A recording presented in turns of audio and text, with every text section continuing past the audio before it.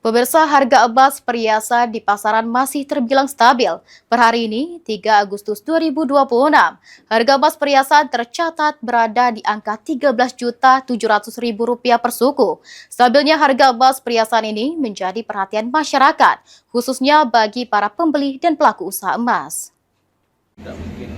Pergerakan harga emas perhiasan di awal pekan di sejumlah toko emas masih terbilang fluktuatif dalam beberapa hari terakhir.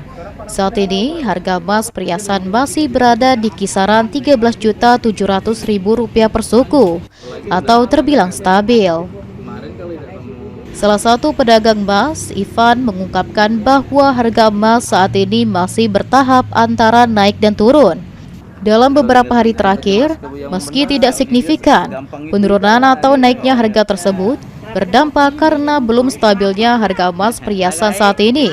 Ivan menilai, harga emas di harga Rp13.700.000 per suku masih tergolong stabil. Awal pekan ini ada penurunan tipis benar, tapi itu nggak mempengaruhi ke harga per sukunya. Harga per sukunya untuk hari ini masih stabil di harga 13.700.000.